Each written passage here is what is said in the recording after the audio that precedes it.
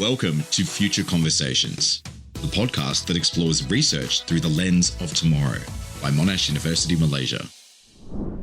Welcome to Future Conversations, a podcast rooted in knowledge, focused on the future, conversations that matter.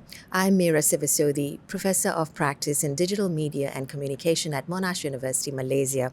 And today's topic is the future of higher education. Some of the issues we're going to be discussing today are how can universities stay relevant in an era when there's rapid technological change and financial pressures on institutions of higher education? What do students really want from their education experience, and how can institutions deliver that? And the role of partnerships between academia and industry in preparing graduates for an uncertain future.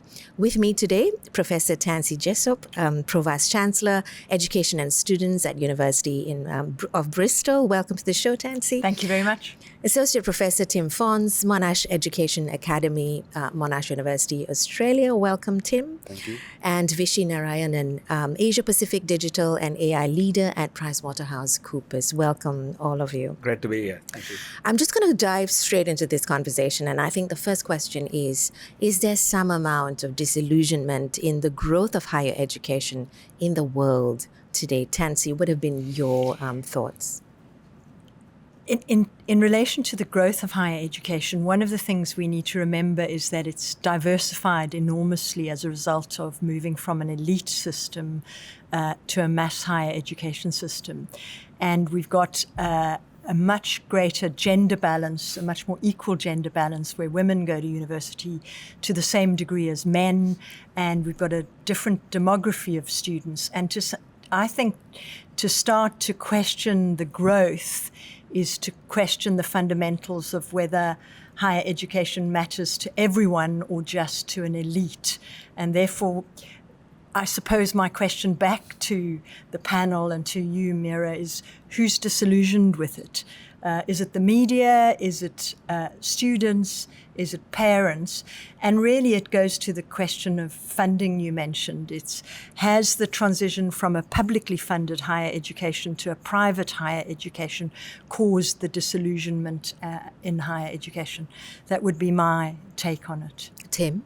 I think it depends on how you see the purpose of higher education, and there are different purposes for different people. So each student has their own purpose. Employers have a different purpose, governments have a different purpose, educators have their various purposes.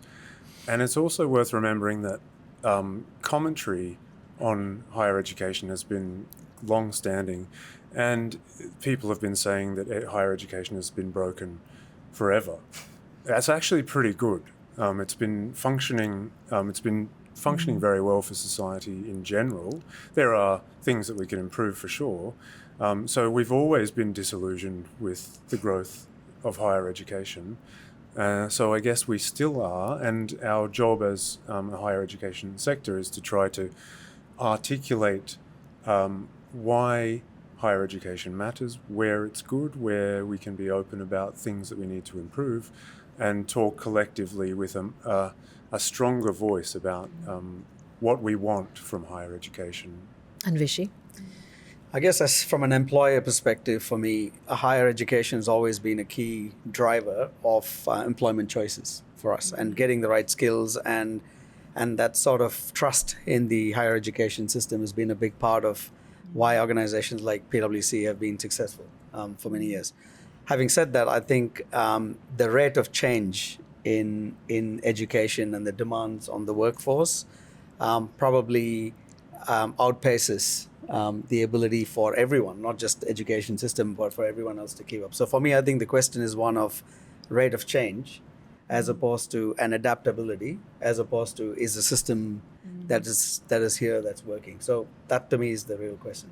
How did you view the pandemic, Tansy? I mean, it feels like the conversation sort of got more intense after the pandemic, and a lot happened during the pandemic. Higher education institutions had to pivot. We had to adapt to the situation, and then we've come to a point now we're ready to run again. But, you've got hybrid education models where you have online and in person and all of that, which was not really the case before. Did the pandemic play a big role in this? I think what the pandemic showed is that higher education institutions are quite adaptable, flexible, and quick to change. I think within weeks, we had put our curriculum online, thought about learning design, changed the way and the model of our higher education system really rapidly. We often see higher education as a lumbering, slow beast, and at that point, it changed dramatically. The post-pandemic has been interesting, and how higher education's responded to the environment of re-articulating our education system. And what we find is a mix between the love of flexibility that students have picked up with a loneliness and a disengagement among some students, married with the cost of living crisis and financial calls on their time, that has made quite a mixed blessing out of the online flexible environment, I think. I don't know how it is for you, Tim, in Australia, but re-engaging students in the way that we had in the past seems much more problematic. So I have a sort of mixed relationship with COVID lockdowns, COVID physical distancing. I was at the University of Edinburgh at the time, and to me it showed the resilience of higher education, in that it survived this quite profound and very quick, rapid turnaround.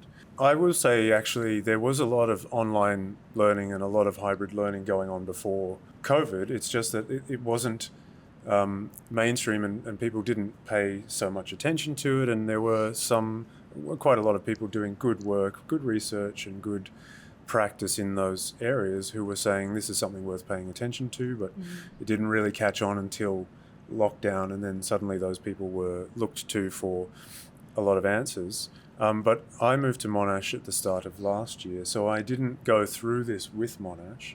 Or in the Australian sector, but I would say that you can see some hangovers from that time, in that the dynamics have changed in relation to students coming to campus and things like that, and educators coming to campus as well, and staff. But it's not independent of other societal changes. To me, everything is always a bit entangled. And one thing that's changed since I went to undergraduate university is that I think the university experience is a smaller proportion of many people's lives. They have working responsibilities and caring responsibilities. They have a lot of complex challenges going on, and it sort of, university has to fit with those, whereas when I went to undergraduate, it was most of the world for a few years for me. And so we need to think about our students' lives, our contemporary students' lives, and the ways in which they are different from when we did our undergraduate university and maybe postgraduate. And therefore, we need to try not to fall into that trap of doing things the way that we experienced when we were younger. So that traditional higher education model is no longer, would you say? Well, Tansy and I were speaking before about how a new thing doesn't just replace an old thing. New things come in, and old things make space for them and also change. They're affected. So the traditional model is sort of still there in some ways, but there are resonances of new ways that change it. So it's always old and new, change and continuity together. Lots happened to industry as well post-pandemic, Vishy. Oh yeah, I mean, you talk about slow-moving objects. We are one of them, right? In terms of it's a 150-year-old heritage to our organization, and very successful. And there's a significant part of teaming and collaboration that drives who we are. As I said, one of the largest employers of graduates coming into our workforce. I think the pandemic did a couple of interesting things for me. Slightly different points of view are, it actually drove a thirst for learning because people had time and they had more time and less structure. And so they tried to create structure. And for me, education brings that structure to a lot of people's lives. So that was an interesting byproduct, I think, that Whether we've capitalized on that or not, some organizations have. So the whole micro-credentialing aspect, the fact that there's self-paced learning, there's a lot that's happened there. I think the second thing, the detrimental aspects, a lot has been written about it, a lot has been spoken about it. For me, the benefit of education, education doesn't stop at universities, right? It continues in the workplace, when you come into the workplace. And education is not just the formal part of education, it's the experiential. It's like learning in teams and working together in teams. A lot of the people coming in at that point as graduates miss that. They miss that social aspect of learning, not just the technical aspect of learning. And so we've done a lot since then to set up our workplaces, our teaming models, to allow hybrid sort of working with that in mind. Because that's very important for us, is it's growing in the workplace, learning, not just coming in with a skill and a credential. Do you think industry should co-design courses with university? And is there space for that, Tansy?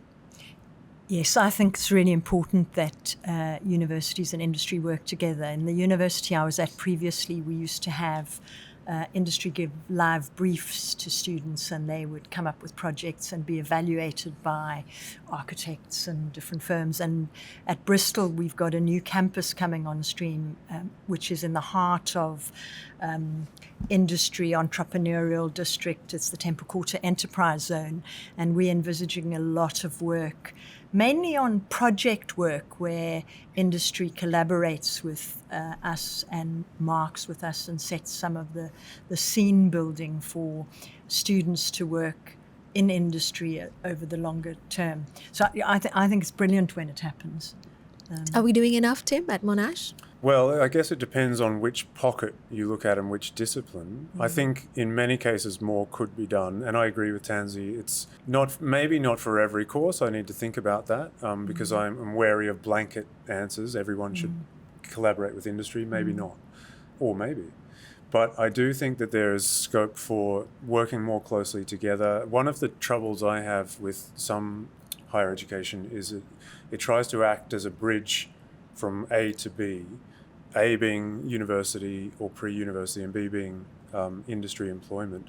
And actually, students need to be able to navigate both those contexts at the same time so that they have the educational scaffolding and the exposure to industry practice, and they can make those connections rather than do a whole lot of learning over here and then hope that it applies over here. I also think that the collaboration is not just good for students and making them more ready for the workplace, but actually in industry and educators talking to each other about what's important here, what matters, so that industry can shape higher education, but higher education can also shape industry. It isn't just industry telling us what they need, but us also being able to inform better industry practices. I mean, Vishy, your 27th PwC Annual Global CEO Survey clearly shows that CEOs are struggling themselves in this rapidly changing world. How do you meet halfway? I mean, where do you even start to work with institutions of higher education? Look, CEOs are humans too. Let me start with that. So they all have. I wouldn't deny that. Yeah, I think they all have interesting jobs. It's a very lonely job in some cases, being the CEO. Yeah. I think for us, as I continue the theme of being the employer, and we all want to be employer of choice for people, for graduates coming from universities such as ones represented here.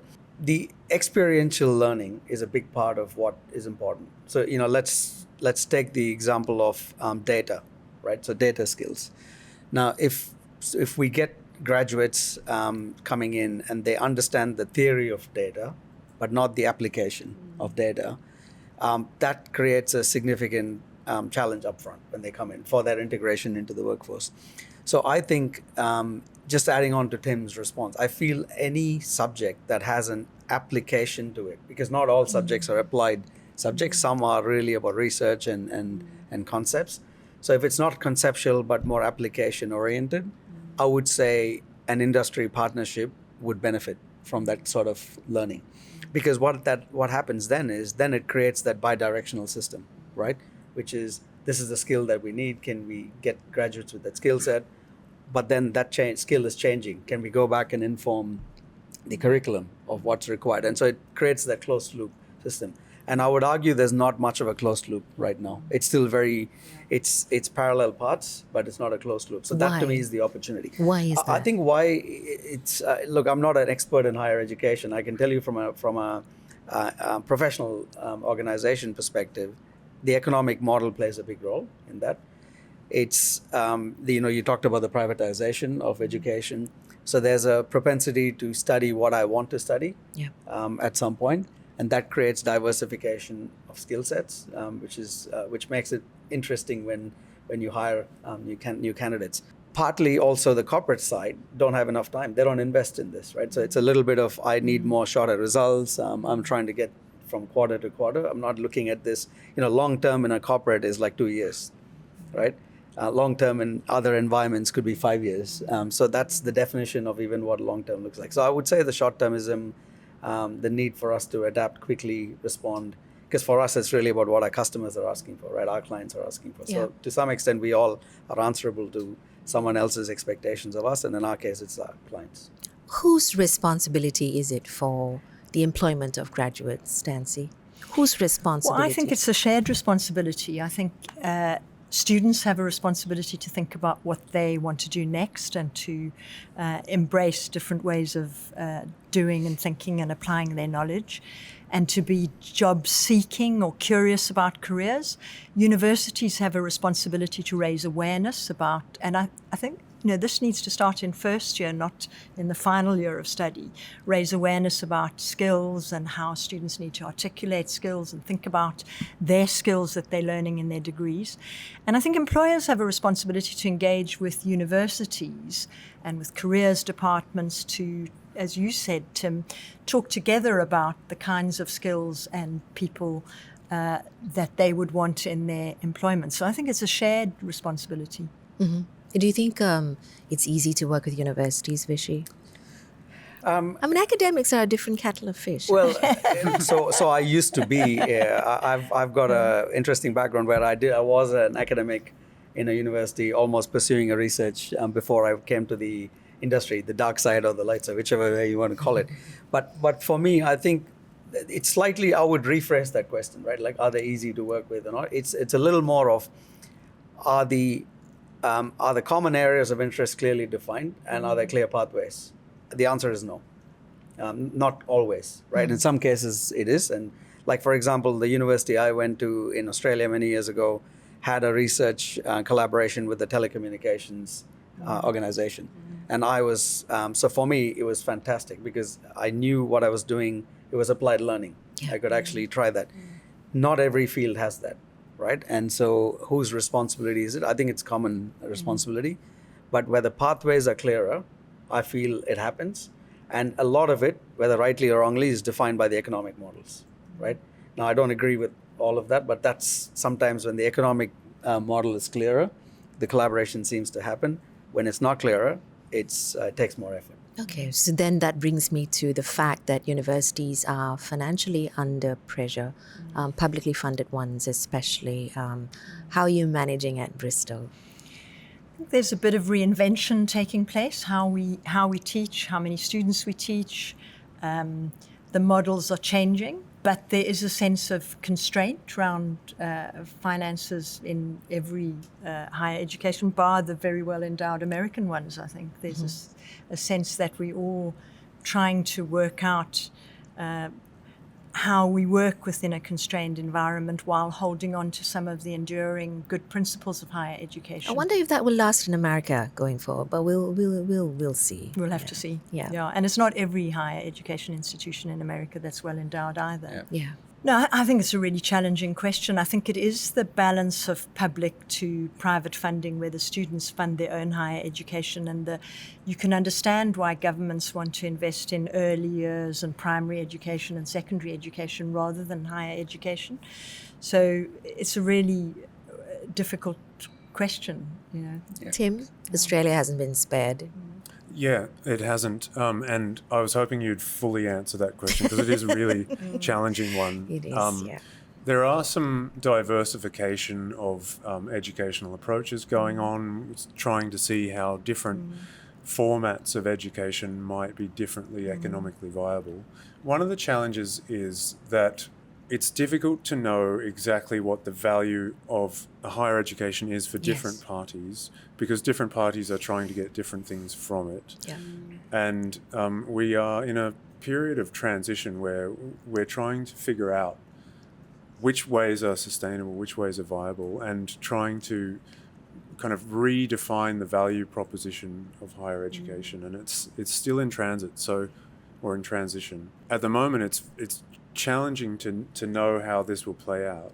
But the good thing is we have a lot of clever people who are working on this problem, and they're trying to hold their values intact while being open-minded to how might we need to change in order for this to be economically sustainable. Yeah, and if I can add, you quoted the PwC survey, CEO survey. There's another data point that survey provides, that about 65% of organizations that exist today will look very different 10 years' time. The business model will change, and that does not spare any industry. And ours is at the forefront of it, right? If you look at professional services, knowledge industries at the forefront of it. So the whole business model reinvention is absolutely critical in achieving sort of the sustainability of our businesses going forward. And I think higher education, we work with a lot of university clients as well, and they're all in this similar conversations about not just resting on the laurels, but thinking about what parts of my business do I need to change, be different, because to make it competitive but also sustainable. One of the challenges we have is when something is economically challenged, a temptation is to try to make everything more efficient. But that can be counterproductive in education sometimes, because learning is frustrating. It involves challenging oneself. It involves taking time to think about things and creating space. It involves exploration that might go down a blind alley and then realize that wasn't the way to go and come back, a bit of trial and error. And those aspects of higher education sit a little bit uncomfortably in relation to efficiency gains, and that's part of the challenge we are trying to work through. I think the other challenge is often the virtue of higher education is seen as principally a return on investment and economic. And actually, higher education is about so much more. It's about personal development. It's about individuals having a romance with knowledge over a period of time that might not pay in the end or might pay later. So we know, for example, in the UK that history and English graduates take longer to find jobs, but 10 years later they tend to do better than engineers or people with vocational qualifications. So they might circle round for a bit, but eventually they find their place and do really well.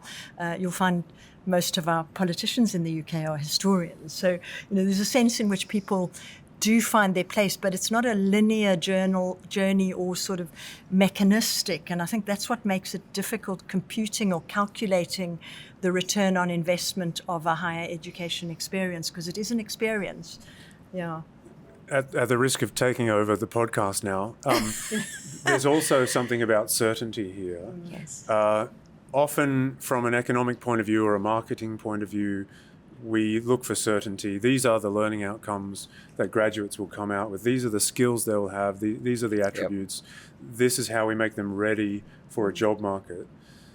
But actually being able to navigate uncertainty and tolerate uncertainty and being open to unexpected, emergent type forms of learning that we cannot predict is actually a really important aspect of being prepared for an uncertain future. The capacity to adapt to whatever comes, whatever contexts students learn in. They don't know exactly which workplace they'll land in. They don't know what that learning place will be. Nobody does know exactly what that learning place will be like or what they need. So they need to be able to adapt to whatever comes through this capacity to be okay with uncertainty. And as much as we tighten the screws on guaranteeing what a student will learn, we sort of act against that development of that capacity. You mentioned diversifying learning. One of the ways at Bristol that we've diversified learning is we have a Center for Innovation and Entrepreneurship, which really specializes in interdisciplinary learning. Yep. And I think that's a rather good thing, because you don't have narrow, siloed views of the discipline. You kind of peep over the walls of your discipline and work with people who think differently or have a different disciplinary discourse on projects that often then become funded by entrepreneurs in spin-outs. And so it's quite an exciting avenue for an alternative economic model of return. Yeah. Yeah. And, Vishy, when you talk about the fact that in 10 years' time, businesses are going to look different, and it's noisy, it's a noisy world out there, and it all seems to be pointing towards AI. Is that really the biggest challenge at the moment, the usage of AI and the displacement of people when it comes to employment? And it goes back to higher education, right? How do you ring fence education and yet, allow our students to actually use AI so that they, adapt when they go out and they can apply it in the workplace? Yeah, so AI is worth a podcast on its own, Okay. I think, and We'll it's a call topic you back that for that, yeah. Yeah, maybe it would have changed by then. Yes. But I think so for me, I think a couple of points on AI, right? To me, AI is being run for 40 years, and we're talking about it like it's something new, right? Yeah. It's been run for about 45. If you date it back, I think the first AI algorithm was called something else, not AI maybe, but it was about 1965. What's changed and what's fast-tracked this conversation is 2 years ago, this small company in the US launched this tool called ChatGPT, and suddenly it's consumerized AI, right? It's made it more democratic.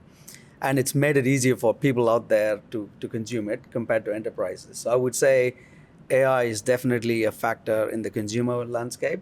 It is becoming a factor in the enterprise landscape, not yet at that scale for various reasons. So if we accept that as a starting point, I would say why it is challenging and why it is disruptive is it is challenging the notion of how you've done things before, right? Because of, like, you look at analysis, you look at research, they're all very deep-seated, very sort of traditional approaches of getting knowledge and information, whereas now the AI has learned all that information for you in many ways, and so you're using that as an assistant. So I would say it is definitely challenging the status quo of organizations that rely on information, knowledge, IP, and data in many ways. And higher education has a lot of that in common with professional services firms like us. I would rather the conversation is not about AI, to be honest, but more about the disruption side, right? If your business model is being disrupted, how are you coping with that? And where can AI help or not? That it doesn't help everywhere. There are elements where it doesn't help as well. So it's being clear about where it plays a role. And then the other thing that it's creating is this whole, 3 years ago it was called the digital gap. Now it's the AI gap. It's right, the haves and have-nots between people that have access to digital technologies and those that don't. Yeah. AI is creating that in spades, like in from an organizational standpoint. And then there's the whole risk aspects of ethics. So there's so many layers in the AI conversation. For me, if you focus it on the business model disruption, AI can be an absolute game changer and differentiator used properly. Do I have the blueprint of how to use it properly? Not yet. It hasn't been developed, and that's the challenge for a lot of organizations. So how is academia going to try and help towards that blueprint? So I think it's really important that we have a strong voice in the narrative about AI, and also define how it can be used well and when it shouldn't be used, because I think we don't want it to enable intellectual shortcuts that don't help students to learn. At the same time, there are great ways that students can be using it, and staff. The real challenge for us is the variability of use among staff and students. We've got some departments and staff who are total refuseniks about AI and don't want to acknowledge its existence. And we've got some students who are wary of it. And then we've got some students who are paying for the high-end version, and other students who are using our standard kit. And so the equity question that you raised, Vishy, is a real one for us. I think algorithmic bias is another massive issue for our students in terms of it reinscribing difficult values. And really what we have to do is enable it to be a critical thinking tool rather than ignore it. Therein lies the challenge. Yeah, so I think that the conversation around generative artificial intelligence and artificial intelligence in higher education is a bit slow. And what I mean by that is we start out with quite polarized views and very strong views and black and white views. Students will all do this. Everyone will be taking shortcuts. How do we protect human learning? And actually the reality is more complex and more nuanced. So I'm involved in educational research project with Monash, Deakin University, University of Technology Sydney, University of Queensland, where we surveyed 8,000 students and we ran 20 focus groups to try and find out how are they using artificial intelligence, how are they understanding it, what are their beliefs, what are their concerns. And it's very, very complex and nuanced. It's diverse. Students are not simply using ChatGPT to do their assignments. They are taking thoughtful stances. They're using it in some ways and not other ways. They're developing moral positions which in some ways trump the actual rules of a unit by saying, well, this is what the unit has said we should do. This is what I think is important. This is what I'm going to do.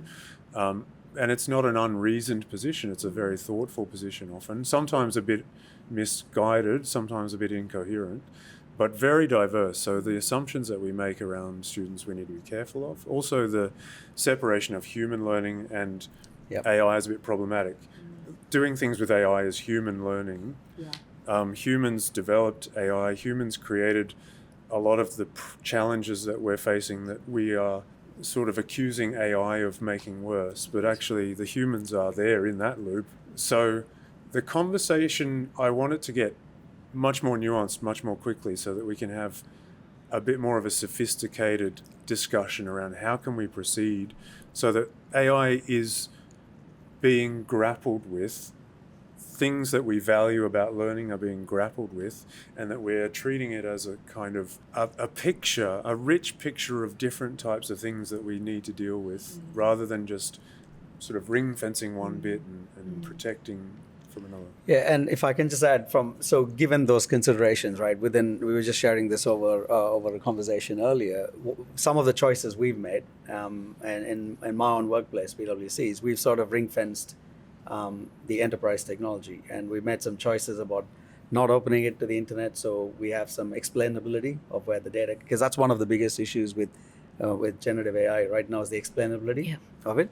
The second is not letting the model learn from our IP and our data, because that's our client's data and our IP, and then making it configurable based on the type of work you do, right? Not all work is the same. And the whole thing about generative AI is it's a general purpose transformer. It's a general tool.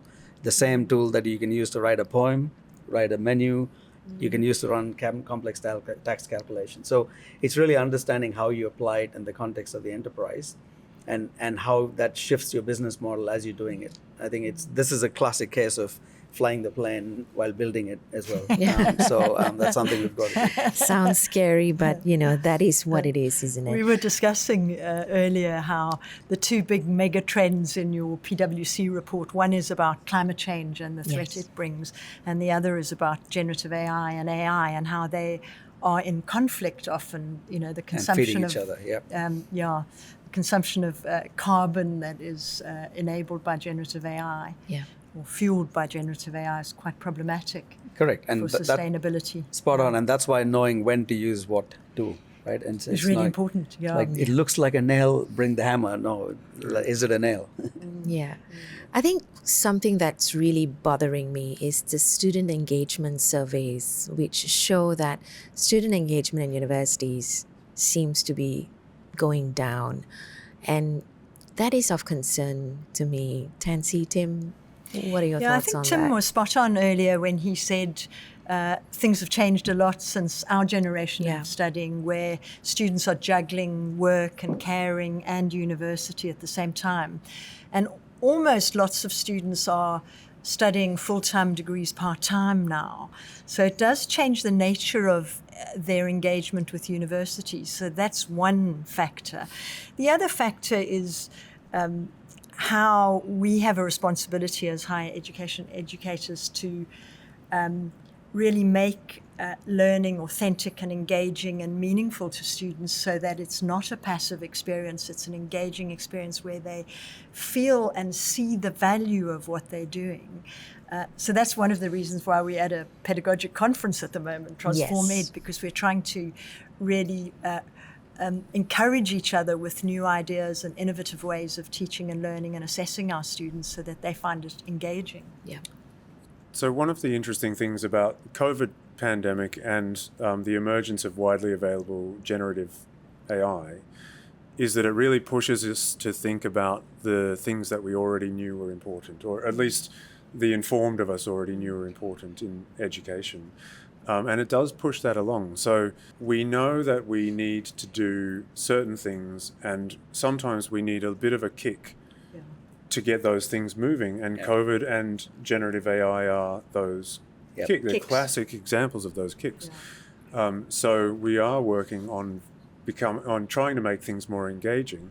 At the same time, we have obstacles which largely come in the form of the systems that we've set up on how we rank students, how we rank universities, how we establish grades, how we define learning outcomes, how we stuff our curricula full of everything that you might possibly ever need to know. And it doesn't allow much space for student agency, students to be really driving their learning and more interested. So I want us to keep pushing to be less tight about everything that we understood needs to happen in education, and be a little bit looser about could we make this a bit more interesting? There's actually a fantastic problem right in front of us. How do we re-understand higher education in a time of widely available generative artificial intelligence? You could be having a fascinating conversation with your students about this if only we weren't so wound up about the grades and the qualification side of things. And taking positions, right? I think that's the point you made. We jump to positions quite soon on these topics without understanding it, and you fear what you don't understand at some point. I would say just from an employer standpoint, one of the interesting things that this has led to us, especially post the pandemic, is we're getting more and more people coming into our workforce that are multilingual. And by multilingual, I don't mean the traditional languages. I mean they learn computer languages. They understand software. And they've taught all this because this thirst for learning. They've gone and done a whole bunch of different interesting things. And generally in workforces, you sort of take 10% of the skills and try to make 90% of value from the 10%, rather than giving a playground to apply 70% of your skills. That's something we're trying to do now, is to say, okay, if you like tax and you understand Python programming and you have a bit of interest in design, how do we pull those three things together and give you a meaningful career? Which challenges our entire approach of how we sort of put people into specialist buckets, right? And this is essentially rewarding people with multidisciplinary skills, in some cases not yet well developed. So that's the other interesting thing that it's creating. And AI is one element of that, but there are other aspects of that. Yeah. So then my question is, when they come to you, Vishy, they've got all these skills, right? What about soft skills? And I come from the School of Arts and Social Sciences. There seems to be so much interest in the School of IT and, in STEM-related subjects, but there seems to be a declining interest in humanities, in arts, and social sciences. Tansy, you want to? Yeah, it's fascinating. I'll come back to you. Yeah, we launched about 18 months ago our Bristol skills profile, and it's got 3 sets of skills. And the third set of skills, there 9 of them are fit for the future, and they're team working, collaboration, ability to bounce back from setbacks, and all the sort of soft skills that employers really want in an employee. So there's a sense in which, and if you look at, the World Economic Forum's reports on what students think they need to get a great degree, and what employers want. Team working's high up there, digital skills, generic digital skills, and the soft skills of sort of intuition and emotional intelligence. Those are all quite high up there. So I don't think they're dead by any means. And universities should be engaging students in learning those skills as well as learning the technical, knowledge-based skills. Vishy? To me, it's about how people learn, right? And we were just joking when we started this podcast, right? Like if it's anything more than 4 minutes, people don't have the attention span. Yes. So there is the whole bite-sized learning concept. It's a self-paced learning concept that is informing learning. I would say soft skills are even more important now, right? Because if I can replace some of your technical capabilities and other things, what is left? It's really the soft skills, the ability to team, the ability to reason. So, yeah, I don't think it's dead. I think it's a factor of how people want to learn and how they choose to experience that learning. And in some cases, it fits our mold of what is good, and in other cases, it's different. And I think adaptability is the key. So to me, curiosity is the one thing I look for when I'm looking for. When I'm looking and doing interviews, is how curious is this person really? Like how much research had they done, but how honest are they about saying this is an area I don't know much about, but I'm going to learn? Because you're not hiring experts, you're hiring for expertise. They're very different things. Yeah. Right now. The reason I ask you is because at open days we have parents, students coming in, and then we've got the school counselors, and often the question is, will my child be able to get a job? And then the humanities, arts and social sciences sort of falls by the wayside because AI it's so noisy out there when it comes to learning different languages, when it comes to IT and all of that. Tim, what do you think? How would you reconcile what counselors say to students and parents at open days? Well, the value of arts and humanities to me is really obvious, so it's strange to even have to articulate it. So many people benefit from their own degrees in arts and humanities, and if you look at many of the politicians who are high up, they've got arts and humanities degrees. So I don't know. I'm not sure if that's good comparison, but that's all right. I'm questioning the historians in the UK now. Yes, so I don't mean to say those are great people. What I mean is it's strange that they came to the decision that arts and humanities wasn't so valuable, given that's how they learned in many cases. So what would I say? I'd reassure them that the future is uncertain. But to me, the idea that a place for complex understandings of the world that are alternative, that are not all measurable and not all technical, that seems to me to be a much clearer path for human learning than the opposite, the technical side, which is possibly at higher risk. I think you need all of it. So I don't want to do the counter argument and say nobody needs STEM. I think you need everything. So I guess I would just try to reassure them that it will be valuable, but we don't know what the future holds. We don't know what the economy will value. We don't know what the politicians will say. It's a tricky question because it's valuable. It's clear to me that it's a very valuable thing to go and study and to learn, and that it contributes to society in many ways. Will it be valued by industry and the political landscape? That's very difficult to predict. Politicians. Politics plays a big role in higher education, especially if you're public funded. How are you managing in the UK, Tansy? So we've just had a change of government in the last little while, from a Conservative to a Labour government, and I think what we're seeing is slightly more language around the value higher education brings to society and the economy. We also are seeing from our new Minister of Education a view that we need to bring value to society. So in the civic domain, in the economy, and through really enabling widening participation and ensuring high quality education. So there's a strong voice from the government about that. But the fifth priority of the government and the Minister of Higher Education is that we become much more efficient and financially robust, and that we cut any fat from our institutions.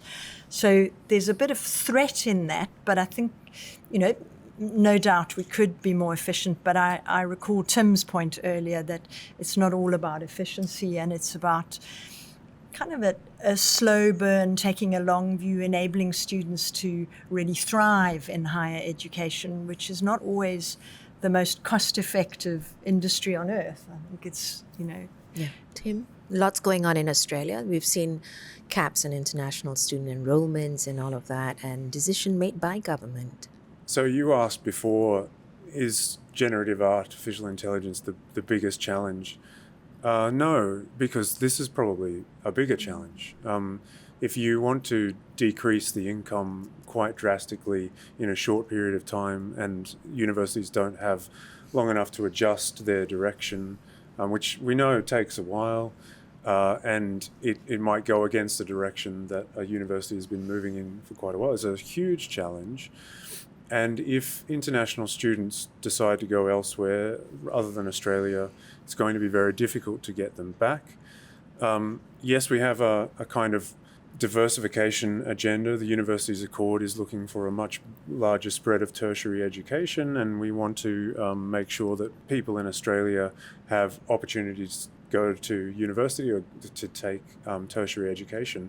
Then we do need to protect some space for them. But I think we need a while to plan for this and to make adjustments so that we know that the system can take it, so that we don't cut off our nose to spite our face with this sort of very sudden cap. So yes, it's going to be really very challenging, but as we said before, like we saw with COVID, like we're seeing with generative artificial intelligence, higher education is resilient, and we will probably learn lessons from this, and we will probably come out very strong. But transition periods are always tough, and we keep having those.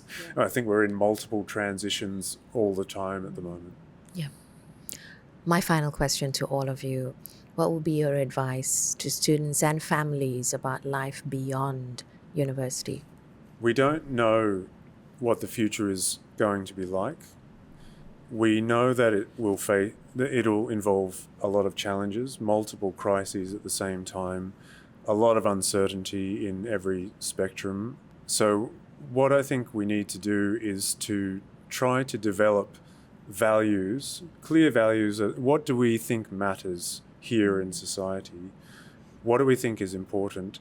How can we become a bit more collective in the way that we approach things? One of my regrets about a lot of higher education is that it's individualistic. You have individual grades, you have individual qualifications, you have individual learning outcomes.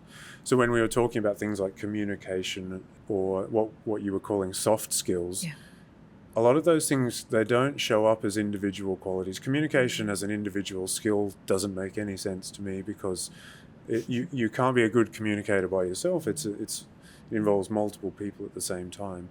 So we need to develop this way of being more collective about how we proceed, trying to articulate shared values so that it's a little bit clearer to us what do we actually care about, and how might we work together towards that kind of values-led future. Tansy?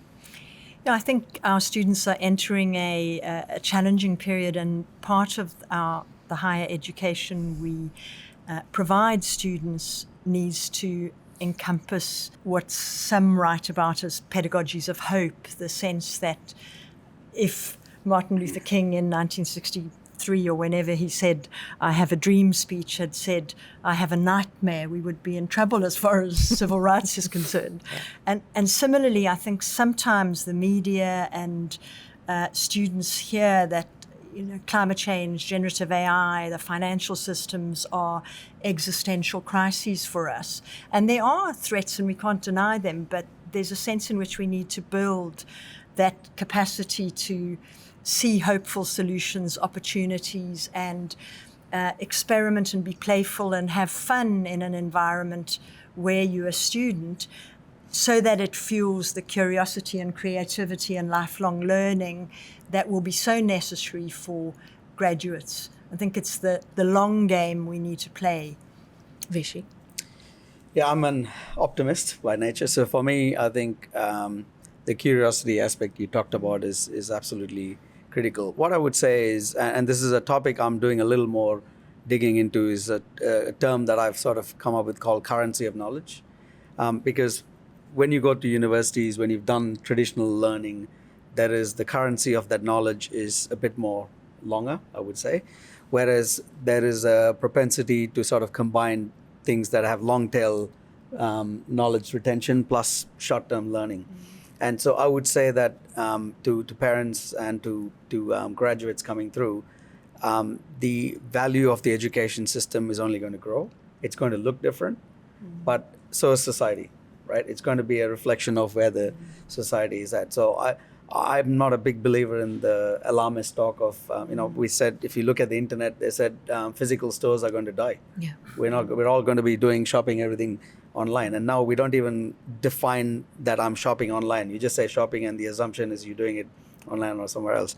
I suspect somewhere down the line, that's how we'll reach an equilibrium. It'll look very different to where it is right now. And for me, it's absolutely critical that most organizations are going to be people-centric, right? And just to finish on the AI point, there's a lot of fear-mongering about AI taking your jobs. There's a researcher, Karim Lakhani in MIT, said, coined one of the best terms, is AI is not going to take your job, but someone that knows AI is going to take the job of someone that doesn't know AI. That's probably what's going to happen. Okay.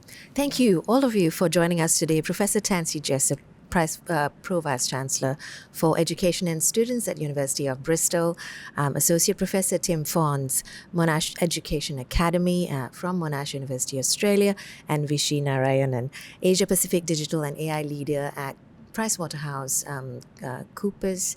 I'm Meera Siva Soathy, Professor of Practice, Digital Media and Communications, Monash University, Malaysia, for Future Conversations.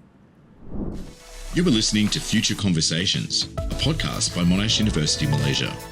For more information, email mum.media@monash.edu.